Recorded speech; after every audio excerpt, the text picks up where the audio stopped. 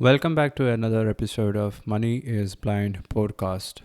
I'm your host, Prasoon. This is the show where you will learn how to become a successful entrepreneur even if you are visually impaired or you have a blinding eye disease. So, today I wanted to talk to you about becoming a coach, a teacher. I wonder how many of you are teachers out there. I know it is a job, it is one of the most respected jobs out there. In India, we say respect your teacher more than your parents. And there is a saying also, Mata Pita Guru Devam. That means first your mother, then your father, after that your teacher, and finally God. So why am I talking about becoming a teacher? According to Robert Kiyosaki, I am sure you might have heard about him. He is one of the most reputed author who writes about real estate, becoming wealthy and rich. And he started his journey with his book Rich Dad, Poor Dad. It was one of the first books that I read when I started my entrepreneurial journey. And it was not in his books, but I saw him talking live in a YouTube video. So he says the industrial age is over. And now with the expansion of internet and high-speed internet connectivity, this world has become a very small place to live in because anything is accessible anywhere. So what do I mean by that? Information is available at your fingertips. My next door neighbor is making that noise. I apologize for that. So let us come back to what Robert Kiyosaki had to say. So according to him, information is everywhere. Those who are creating information, those who are creators of media, it could be anything. It could be a textbook, it could be an audiobook, a PDF, an ebook, a video, a podcast, an online course. They are all teachers. They are teaching the stuff, the information that they know the best to their audience. And through that process, they are becoming wealthier. But the thing is that everybody has started becoming a coach, a teacher. And if you want to stand out, if you want to be a successful teacher, you have to work hard and qualify as a teacher. So how can you do that? That's what I am trying to teach you through this podcast. Information business. It's a type of a business where you sell information. Every person who sells any kind of information is a salesman. And when you think about a teacher who is also selling you information, he also becomes a salesman. So you just have to become a good salesman in addition to being a good teacher. That's a deadly combination when it comes to building a successful business. If you think about all the digital products that I have already mentioned in other episodes of this podcast, all of those products, they are all information. These are information that you are seeking, that other persons might be searching for. And if you are one such person who is an expert in that category, in that field, who can provide information in such a precise and concise way so that everybody can understand as if they were all 5-year-old kids, then my friend, you are a good teacher. But these days you just don't make it being just a good teacher. You have to become a good salesman. So let me tell you how teaching works. You might have gone to school, I'm sure about that. Some of you might have gone to regular schools, some of you might have gone to special schools, and others might have gone to braille schools or blind schools or whatever names you call them. But imagine you're sitting in a classroom and a teacher comes in, walks into the classroom, and he starts talking, he starts teaching, and this is one to many. He is teaching a group of students who are sitting in the class together, and there's only one teacher. The same thing can be done online when you conduct a webinar. There are several types of webinars. Even a Google Meet would be enough. The number of persons that you can invite into a Google Meet call is 100 for the free version. And when it comes to Zoom, it is the same. You can invite 100 persons who can attend a same call. When it comes to Zoom, there is a time limit. For the free plan, I think it is 40 minutes. I'm not sure whether they have extended it or not. But for Google Meet, there's no time limit. Using these softwares, you can conduct an online class. You can become an online teacher for a group of persons. And if you are collecting a fees from each of these students to sit in your class so that they can get the information they are seeking, and you can tell a story in such a way that they understand the concept and they can, in a much better way than any other teacher they have tried, they will spread your name. You will become famous, you will become busier, you won't have time slots for enough students, and then you might have to hire other persons to teach your students.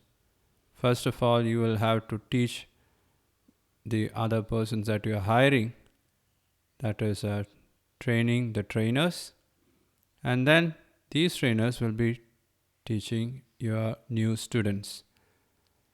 So that is a business model right there. What are the other ways a teacher can make money online? You might have heard about private lessons or tuitions. So here, a teacher is focused on a very small group of students, maybe 5 or up to 10, and he is able to give his focused attention to these small group of students. So each student is getting more value from the teacher. The student can interact in a much better way with the teacher in this model of education. That's the same thing. It's the same thing which happens when you try to learn music or when you try to learn a new musical instrument. It's the same way around. So here, the main difference is that the small group of students will have to pay a higher price, a premium price, to sit in this teacher's class because they are getting more attention, they're getting more time with their teacher, and so the cost will also be higher. So that is another model. And how can you do it online? Using the same softwares that I mentioned earlier, that's Google Meet, using Zoom. There are many dedicated softwares and most of them are free, which you can use to conduct private lessons. Now, coming to the third model of teaching, this is one-to-one coaching. This is the best form of education which is available out there. This is what rich persons do for their kids. They hire individual teachers for private lessons, for taking private lessons for their kids in their home. They don't send their kids to schools, not even to private schools, but they can sit in their home and learn from the best teacher in the country. The teacher will come to their house. The charges, it will be the maximum. It will be the most expensive method of education. Not all persons will be able to afford this kind of education. When it comes to business, this is called consulting or coaching because the expert, the business expert or the coach or the teacher from whom you're seeking the information is giving his entire focus and attention to just one student at a time. No other students are attending at the same time. So this becomes the highest point when it comes to education, or and the same thing can be done online. You just need a smartphone. You can do a FaceTime call. You can do a duo call, a Google Meet. All you need is a smartphone or a laptop, and you can do this one-on-one. I plan to do consulting, but after 2 or 3 years for in moneyisblind.com. If you are listening to this episode in 2025, you can find that page in. You can just visit www.moneyisblind.com and click on the link coaching. There you can find how you can contact me. So I haven't created that page yet. That means today is January 10th, 2023. And I said that will be live. This page that I'm talking about will be live in the next 2 years. So at that time, you will be able to pay me online, and I will sit with you for 1 or 2 hours, and I will guide you, hold your hands, and guide you to become a successful entrepreneur. So that's the plan. That will be how my coaching classes goes. But that is the peak. That will be the maximum value that I can provide as a teacher. And so it will be the most expensive package out there. But below it, there will be small group webinars. There will be live streaming in YouTube and Facebook Live or Instagram Live or IGTV. Not IGTV, I meant Instagram Live. So these are for a wider audience. The interaction between the teacher and the audience will be limited. And the price for entry into this kind of down the ladder coaching, that will be less when compared to one-on-one coaching. So these are the different types of education that I wanted to share with you. And when you become a successful salesman, a salesperson who can sell your information in the right way by telling attractive stories, by creating an attractive character, and making your audience learn this concept in a fun way, so that they doesn't consider it as learning, but at the same time they are learning it in an unforgettable way. At that time you become a good teacher, and when the value that you provide is put in front of them at the right price, when the offer is priced at the right range, you can sell it to any person, to any audience that you want. For that, you need to develop some sales skills as well.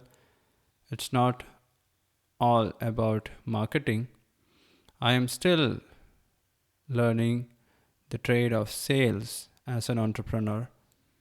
And they say you become a successful entrepreneur when you become a good salesman.